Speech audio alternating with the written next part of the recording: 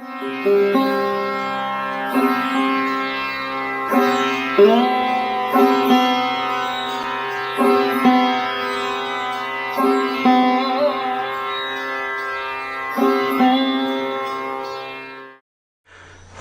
so let's continue our discussion on Weti Muni's The Buddha's Teaching and the Ambiguity of Existence.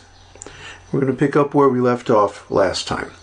We have been going over the 6 stages of I-making and mind-making. Or actually, just the reverse, mind-making and then I-making comes out of that. For the worldling. Yeah, the putujana. The putujana is an ordinary, untrained, uninstructed person who has no contact with the complete, undistorted teaching of the Buddha. So, of course, that does include people who have contact with an incomplete or distorted version of the teaching. Especially the concept of no self. Right. The concept of no self or emptiness, anatta or sunyata. These are very important. These are the core concepts of the Buddha's teaching. The Buddha says, I dwell always in a dwelling of emptiness. He says, emptiness is my teaching. If there is some teaching without reference to emptiness, that's not my teaching. That's a teaching of some later disciple. Emptiness is the cure for suffering. Right. If you meditate on emptiness, if you meditate on no self, if you let go of the I-making and my-making process, problems simply evaporate. Suffering just goes away. Doesn't require any big effort. Anybody can do it, but you have to see the necessity of doing it. And that's what's missing from most teachings that claim to be from the Buddha. If there's any shortcut here, then that's it. The fact that nothing whatsoever should be clung to as I or mine. Buddha does says so that if there's a shortcut, then that's it. Always contemplating that fact. Well, it worked for me. When I started back into meditation, I was meditating on that emptiness or no self. And the suffering that had been bothering me for some time simply melted away. That's the thing. So we're starting off by looking into this process of mind and I and how we manufacture them, how we fabricate them. And once you get grounded in this process, understand how it works in detail, and see it in yourself, that you'll immediately understand, oh, that this has got to go. This is causing me all kinds of trouble. And then you'll walk around in blissful awareness, watching your experience. Yeah, because the I and mine actually come between us and our experience. It makes our experience kind of dull. Kind of remote. Covered over. Like it's happening to somebody else or something. And this, there is somebody else, this I and mind that we create. It's not real. And it absorbs so much of our attention and energy. You'll be so much better off without it. So now I'm going to... Because they're not expansions on our possibilities. They're always a limitation on our possibilities. That's a very good point. Yeah. We have much more possibilities when we don't create these things. Because they tend to become, well, they are clinging aggregates. Clinging to the aggregates. That's exactly what they are, is clinging aggregates. And so we cling to those things and we don't see what's really there. No. So how can we respond to it adequately? We suffer and we try to find a solution through the things we cling to. But really all the bliss is there when you don't cling. Yeah. And that's the pathetic part of it. You see people, I see people all the time who are in misery because they're clinging to this thing that they think is going to make them enjoy. It's a big paradox. I've done it myself. Yeah. I know where they are. I've done it with many different things also. Yeah. And now that I've gotten out of it, at least somewhat, it's like, wow, I could never go back to being that way. It's like when you give up a bad habit like smoking. Yeah, we were both smokers before. Yeah, it's like, how could I ever go back to that? Yuck, Nasty habit. Yeah. So I-making and my-making is also a nasty habit. We'll be better off without it, and the people around us will be happier too. So, let me pick up from where we left off yesterday in Weti Muni's book. The Buddha teaches that the conceptions of I and mine are latent tendencies, anusaya. Remember, we went into what a conception is. A conception is a fabrication. A fanciful notion. A fanciful notion which is projected to form a mental representation of, or imagine. To imagine something is to conceive it, or to become pregnant with something. So our conceptions of I and mine, we take our experience and we conceive I and mine within it. It becomes pregnant with I and mine. And that's what he calls a latent tendency. I said a fanciful notion. That's actually the definition of conceit. Because there's always conceit in the conceiving. Well, conceive and conceit are very closely related. What do you conceive? When you conceive something, you conceive a conceit or a conception, which is pretty much amounts to the same thing. It's artificial. It's as he says, a superstructure, an additional layer of processing on top of our raw experience. Immediate experience, right. So, the conception of I and mine are latent tendencies. Buddha calls them anusaya, means latent tendency. Like seeds of becoming. Right. Our experience is pregnant with I and mine. It presses for recognition as a self. Because of our training, it wants to emerge. Right. But, he goes on in the next sentence to say, the Putujana makes no deliberate effort to conceive I and mine. We feel like it's happening by itself. Yeah. In the beginning, it's just like riding a bicycle or roller skating or something. In the beginning, it's a lot of effort. But after a while, you don't think about it at all. Yeah. Right? It becomes a habit. The same with making I and mine. In the beginning, if you can recall, when you began the habit, it was an effort. Now, the same effort is there, but it's automatic. It's going on automatic Still pilot. taking energy. Oh yeah, a lot of energy. Well, the good news is it's like that with everything. Like today, the attention on the gate of the nose, for me, appeared spontaneously. Normally, I have to struggle to sit down and meditate. But now I've been doing some meditation, and now it comes automatically, unasked for, and that's very wonderful. Yeah, that's nice. Okay, so let's go on. Although the Putujana makes no deliberate effort to conceive I and mine, it's involuntary, but it's intentional in the strict sense of the word. He wants to be I and mine. He wants to create I and mine. He wouldn't feel comfortable without the conception of I and mine. Yeah, because the whole society is built up around that. Everything. The Putujana responds to immediate experiences in this way by making I and mine without deliberation. Deliberation means thinking about it? Yeah, thinking it over and making a decision. Yeah, this is what I'm going to do. Yeah. No, he just creates I and mine automatically. And without being aware that he is reacting more or less unconsciously and mechanically. Something comes up, he makes it his. This is my experience, and my senses, and my body. And it makes human beings act mechanically. Like when you had that big realization, and then you went out to to get a cup of tea, and everyone was like cardboard cutouts. Everyone was mechanical. Yes. Not human beings anymore. The plants responded very nicely to my presence. Yeah.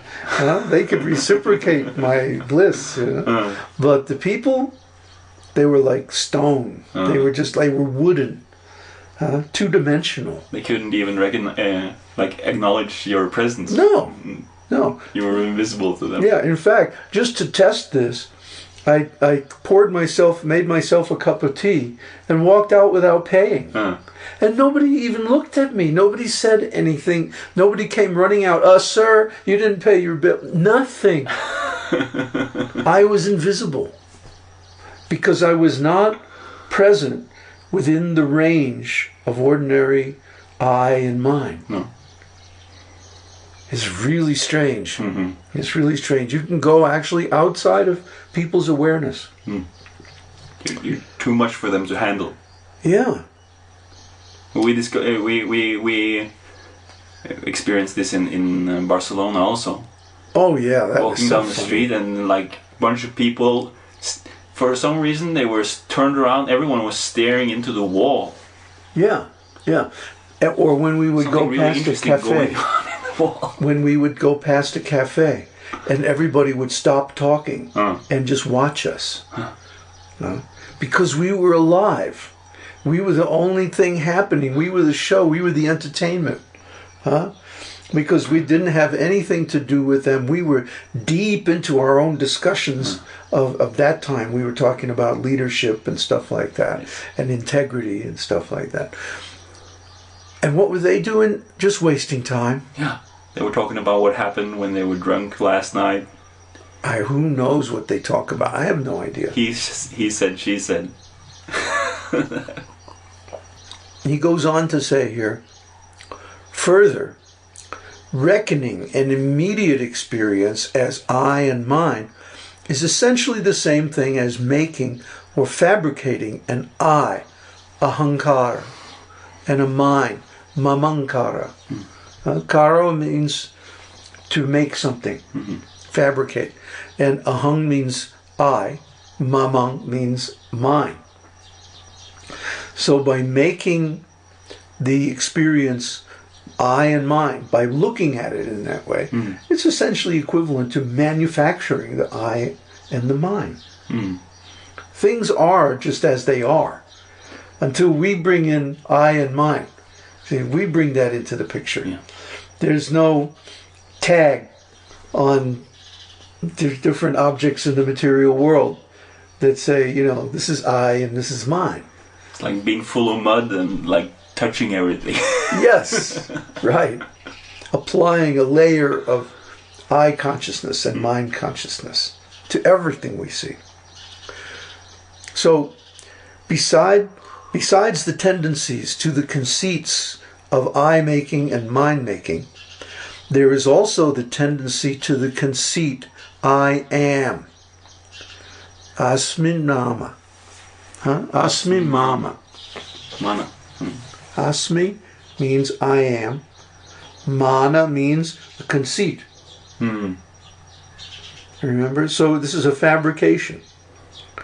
Now, the separation of I from the object being experienced in stage 4 of the progression we talked about is actually realized because of this conceit. Okay? By stating or postulating that I exist, I am, we say I am a separate existence from my experience, even though the I is built on that experience. This is the what is it? This is the irony of egotism. It separates us from our experience. Yeah. So instead of experiencing things completely, we have like a filter, this I or mine filter between us and our experience. Right? We're actually not enjoying the experience so much as we're enjoying being the feeling of I and mine. So it's very strange. So that's a nice paradox. We separate ourselves from our experience, but we base everything that we are on our experience. Yeah. Well, we hide that from ourselves because we want to think, this is the conceit of it, huh? We want to think that I exist independently and eternally.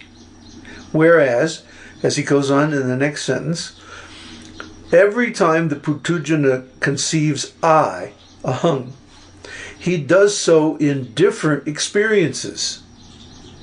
For I is a conceit he implicitly endows on each immediate experience individually.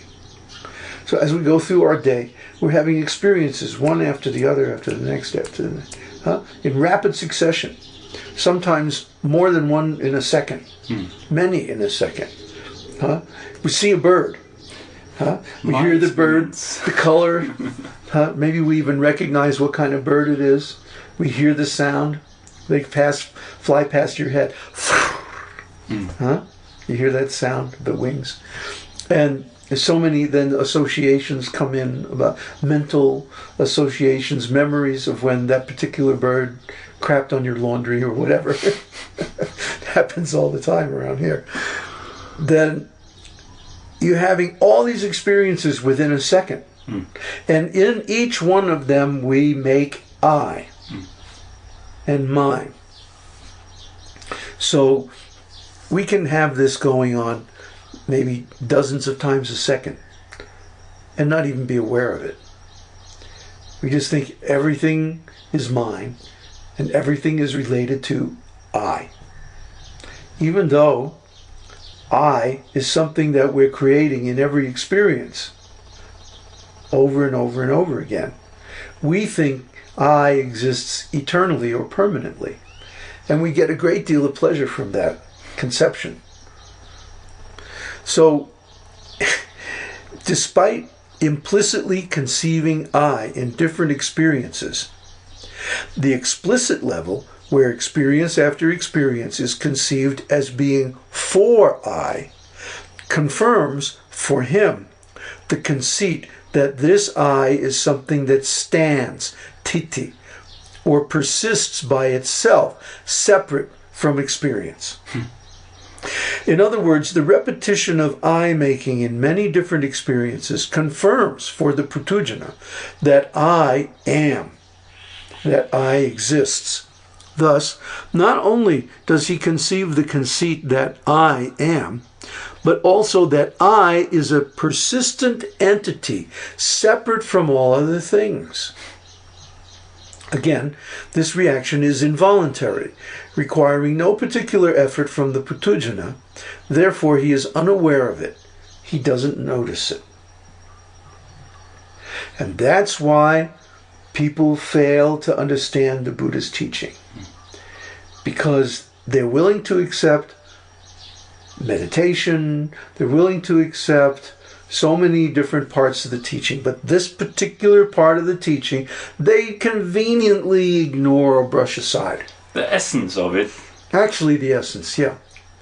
Actually the essence. And because of that, they don't get the advertised benefits. They get something much less, maybe peace of mind or contentment. But these are, I say them in a kind of disparaging tone because from my point of view, when I look at things like that, they feel like death. They're not even on the path. So. Not even, well, actually they are. But they're at the very, very beginning of the path. But they can still fall down. I was a Buddhist for many years before I gave it up. Yeah. So there's still some danger there. Of course there is. It's not like downhill from there. No, not at all.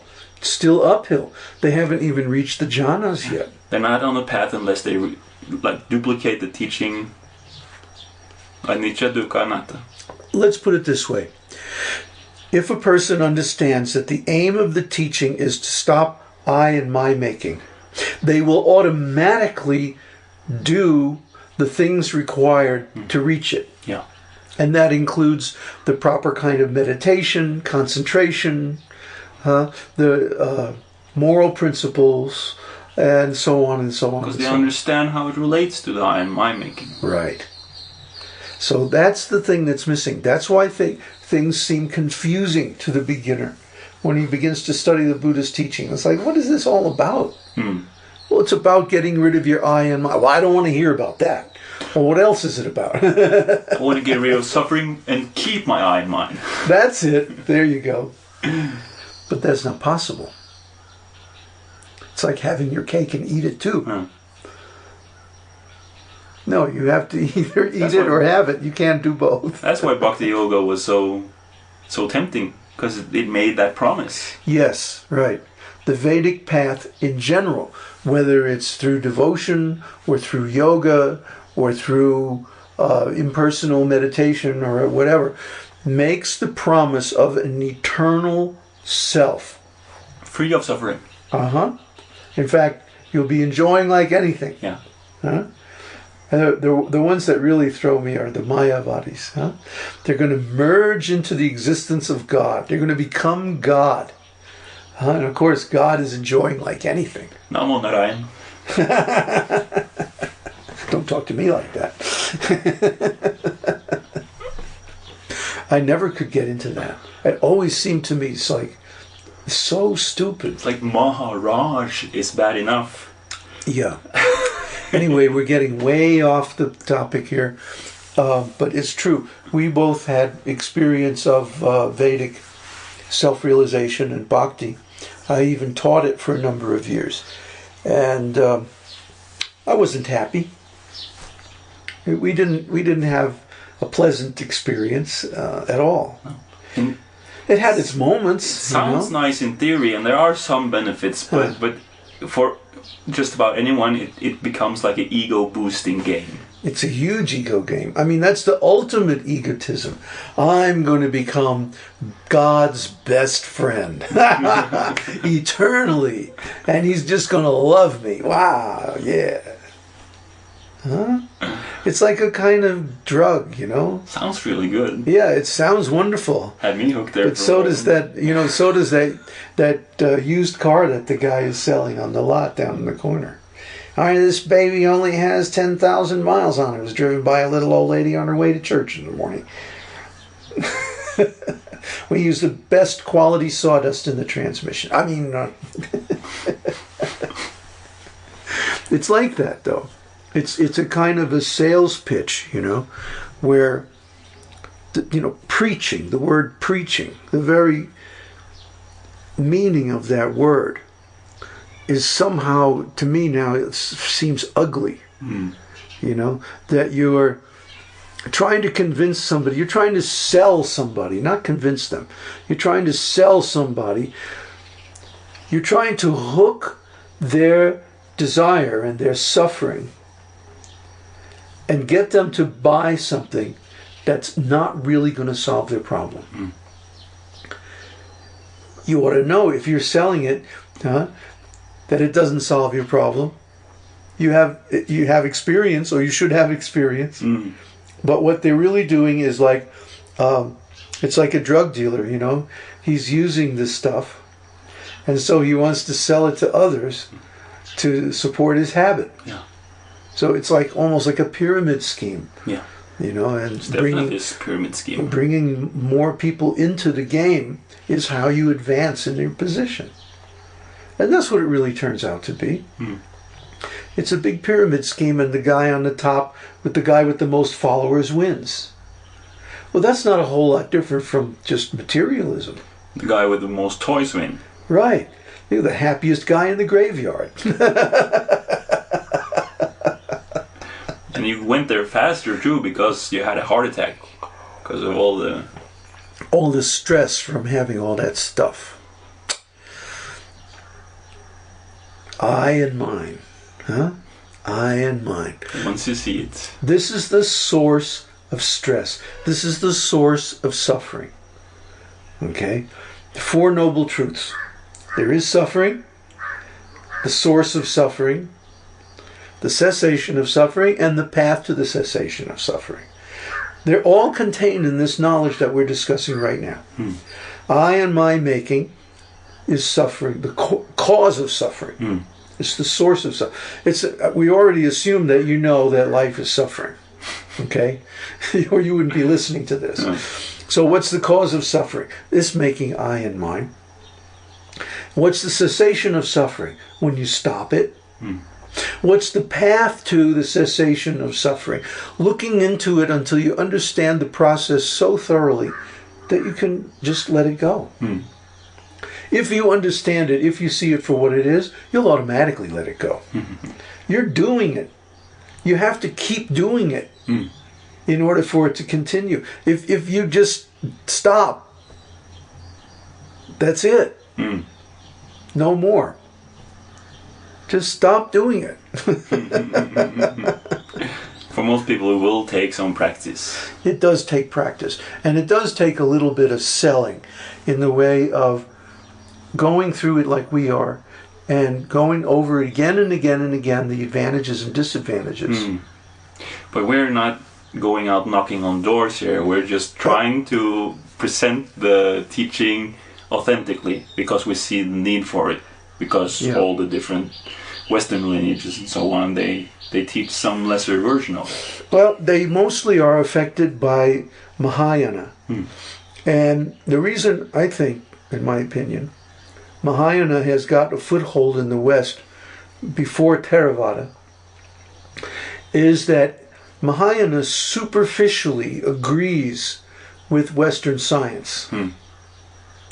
That the reason why we say, for example, that I and mine and consciousness and things like that are illusion is that these things don't really exist. See? And the reason they say that they don't exist is because of change. And the modern scientist says the same thing. In every object, there's change going on at the subatomic level, on the quantum level. And therefore, a thing, as we know it, doesn't really exist because it's constantly changing. And the Mahayana texts say approximately the same thing, and people take it for being the same thing. And then they say, oh, Mahayana Buddhism agrees with modern science. Isn't that great? Well, no, it's not so great. Because the reasoning, the conclusion is correct, but the reasoning is wrong. Okay? Yes, it's true that this I and mine don't really exist. But in one sense. But they sure exist for me. They exist for you and for every Putujana in this world. And so they're a fabrication. The reality that is that they really do exist, but they exist as fabrications. Like we were having this conversation in the car yesterday. If I come up to you and I say, hey, I'm going to sell you this bona fide Omega watch. Only $9.95. Well, obviously, it's not a genuine Omega watch. Because they start at like $300, $400, $500 and up. Right? It's a knockoff. It's an imitation. It's a fabrication. It's a lie. Okay? And I'm trying to sell you this phony watch at a very special price. Today only, just for you, my friend.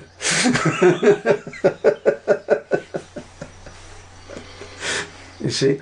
I really am trying to sell you the watch. That's real. But the reality of it is, it's a deception. It's a phony watch. The watch is also real. It's not what it's presented to be. That's the thing. Okay. So, I and mine are certainly real. For most people. They're real fabrications. They're real deceptions. They're real con games. Actual fantasy. Yes. Conceptions. Conceits. I don't care what word you want to use. They're phony. They're a lie. Determinations for suffering. Determinations, right. I like that. Because it does indicate that they determine something. And what they determine is suffering. Huh? That's right. Just like the guy selling the phony watch. One of these days he's going to get busted. Okay? So if you buy it, you're not gonna enjoy either. No. If you buy it, then you're the sucker. Right? Nobody likes to be a sucker. Either it's gonna be show the wrong time all the time, or it's gonna show the wrong time twice a day. In other words, it's gonna stop. So, being I, the existence of I, or remaining I, or the persistence of I in time, is the most fundamental form of being, bhava. It is, in fact, the essence of what we refer to in ordinary language as existence, or being in quotes. Why is it in quotes? Because it's a fabrication. Right, it's not really real. Something we make up. It's real to us, but real experience is realer. Real experience doesn't involve the conceit of I and mine. Huh? That's a gentle way of saying no self. Anatta. Huh? No self sounds scary to most people, it does. But it's actually wonderful. It's very nice, very pleasant. Huh? You don't cease to exist. Experience doesn't cease to exist. Only your fabrications about the experience. That's a good point. Yeah. Yeah, it's like as if the guy selling the watch says, look, I got this cheap knockoff Chinese version of an Omega watch. I'll let you have it for $9.99. That would be authentic. That would be authentic. He might not sell many of them that way. I think that would... But at least he doesn't run the risk of being busted for fraud. See? And he's not guilty about it. Oh, yeah, I was thinking about this deal. You know, Heidegger talks about guilt as being the fear of being found out to be inauthentic. Huh? We're all guilty. Right. We're all guilty, and we all have conscience inside of us, which is the knowledge that we know we're phony. We know we're a fraud. You know? And it's like when you stand before conscience is silent. The voice of conscience is silence. Right? That's like our Buddha nature. Right, exactly. On some level we know. Exactly, we know. And the point is, as soon as the silence is interpreted by most people as accusation. And their impulse is to defend themselves. Yeah. But as soon as they open their mouth, you know, Your Honor, I guilty. Or distract themselves. Well, they can distract themselves, but they're still going to suffer. Yeah. The honest man confronts his conscience. It seems to, yeah. And feels his guilt authentically. He may not be able to resolve it. He may not have the tools given by the Buddha. No. Okay? So he may not be able to resolve his situation, but at least he feels it authentically. That I'm a phony. I'm being somebody just made up. Yeah. And then he will start the search, and then he will find it eventually. Eventually. It might take lifetimes. But that authenticity is the beginning of looking for the answer. The existentialists came to the conclusion that they couldn't answer those questions. That those questions were unanswerable. On the intellectual, logical level, it is. And even on the philosophical or existential level, they're insoluble because the question is invalid. The question is about the self, and the self is a fabrication. So you're asking for the truth. Well, the only truth is the self is a fabrication. Yeah, you made it up. It's a story. No, people won't accept that. If you're going to write a big, thick book about philosophy and have people actually take it seriously, you have to maintain the fiction that the self is real and answer the question. Just answer the question. Yes or no. Black or white. See, that's the problem. They assume that this self is real. You see, the next paragraph in the book says, the Putujana, however, sees this state of affairs wrongly. First, he deceives himself into thinking that there is a subject existing independently of the object, that I is something existing independent of experience, and that experience is for this subject, that it is mine. He thinks, because I am, things are for me. See, he doesn't notice that he made this I that he thinks am out of the experience of the object. No object, no experience. That's right. Yeah, try being aware of nothing.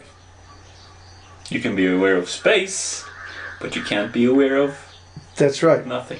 Without an object, there is no consciousness. There is no experience. But according to the Buddha, actually, I exists because we see things as for me. The concept I am brings in temporality, the perception of existing in time.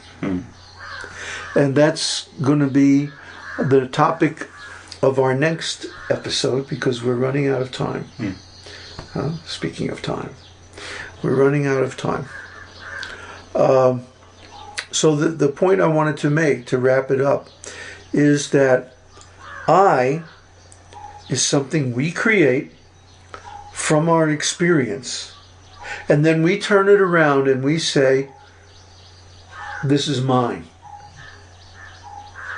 See, I exist and this is mine. But actually, we created that I out of the experience by identifying self with the object. And that makes our experience less than it really is. Right. And it causes suffering. Right. Because now there's someone to suffer. Now there's someone to receive the karma. Yes. Okay. Now there's someone to enjoy the object and then lose it. Right. Or get some object that they don't want in their face. Right. Right. Or someone to try to enjoy the object and discover that the object isn't what you thought it was. Because you brought I into the equation.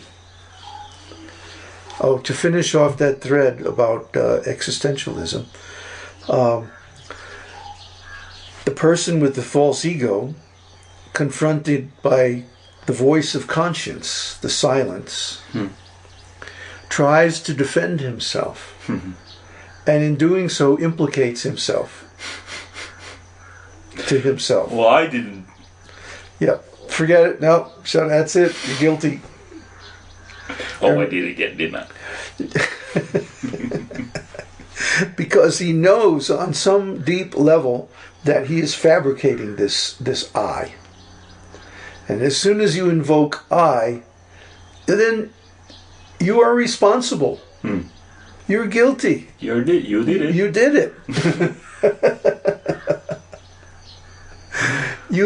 What did you do? You appropriated the experience. You stole. You stole it. You took what was not given. See? And that is the source of the existential guilt that makes people punish themselves with karma. You know, we were talking about that the other day. Why do people accept this karma? Right? And how does it happen? There's not like somebody sitting up on a cloud with a notebook writing down all the bad things you do, right? How does it happen, huh? And the thunderbolt. Right. How does it happen? Well, we do it to ourselves. Yeah. And we do it to ourselves because we see that we are guilty and that we are responsible for this fraud, this phony self. We don't want to see it, and then we further entangle ourselves. By not wanting to see it, you know, it's like to not want to see something means you have to see it first. It's like you're in the middle of the street and there's the car coming. No, I don't want to see that.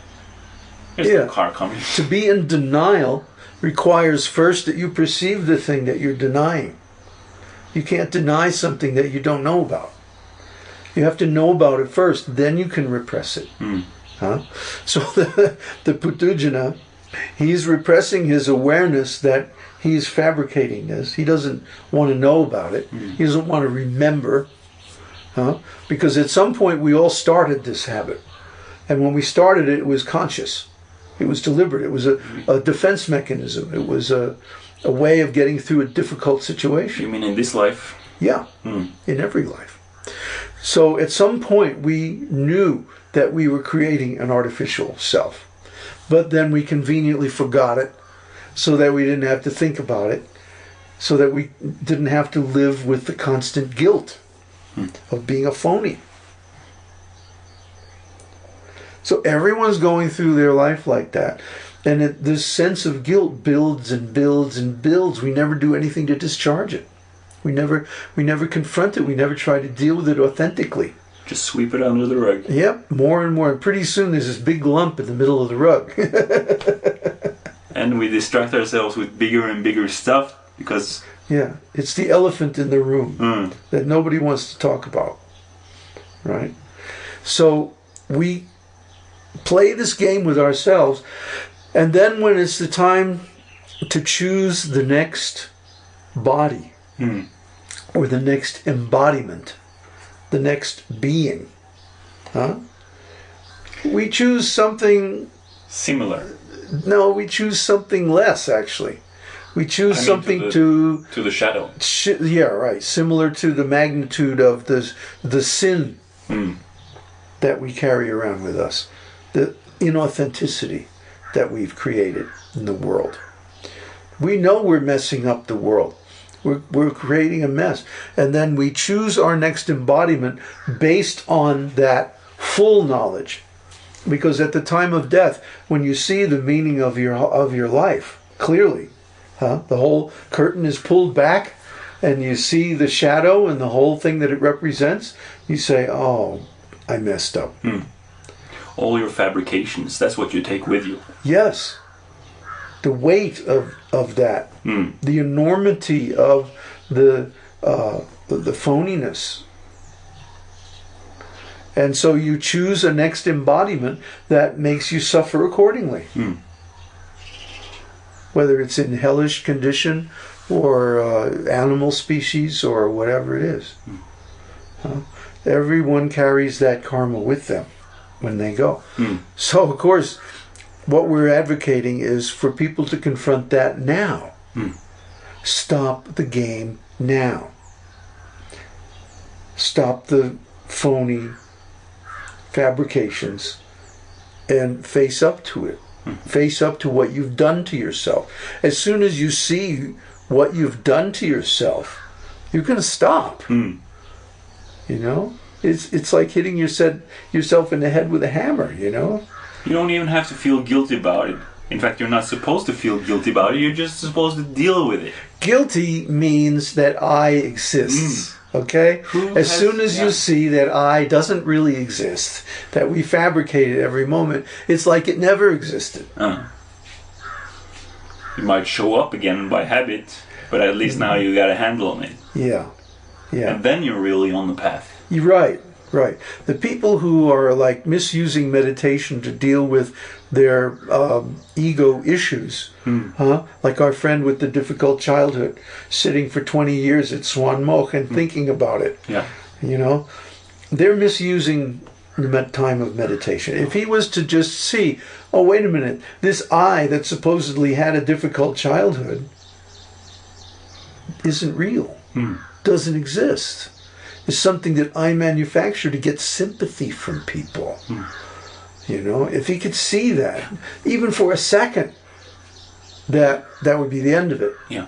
But as soon as he gets anywhere near that realization, he has to back down because he's getting too much value, perceived value from the sympathy. The people who enable him. See? He doesn't like us because we don't enable him. We say, hey, what are you doing wasting your time? You should have been over this by now, you know? It took me 2 weeks of sitting to get over what happened to, the trauma that happened recently in my life. If I can get over it in 2 weeks, why can't you get over it in 20 years? Yeah. Granted, what happened to you was much worse than maybe what happened to me, but still, you should be able to let go of that I. No matter what happened in the past, I experienced some stuff in the past too, even though relatively it wasn't that much. But no matter how bad it was, carrying it into the present, you're just continuing your suffering. Why? Bag of rocks. My valuable bag of rocks. It's very important. Happened to me. I must carry it with me all the time. I need forever. to continue to blame all those people. That's right. Yes. They're responsible for my suffering. Well, so you see that's what people get out of carrying the past around with them. Well, you get some sympathy sometimes from some people. You get sympathy from yourself. You get sympathy from yourself. But that's a very small benefit for a lot of suffering that you That's true. Yeah, you just perpetuate the suffering. The bad experience just keeps happening to you over and over and over every time you remember it. Just let it go. It's not worth it. It's not going to give you the same benefit as letting it go and being light and present. I feel like a child. I feel like a new person. I feel like unburdened. Like released. That's really how I feel. And I'm 60-something or whatever years old. But I feel like a young person because I have let go of all the things most people carry around. That they were carrying. Yeah, I was carrying around, And then using that to blame others and blah, blah, blah. It's not a healthy game. It even manifests in physical conditions. Of course it does. You see old people all contorted and crooked because they have tensions in their bodies that is related to their unresolved tensions. From the old days. Fabrication sits as tensions in the body. Of course it does.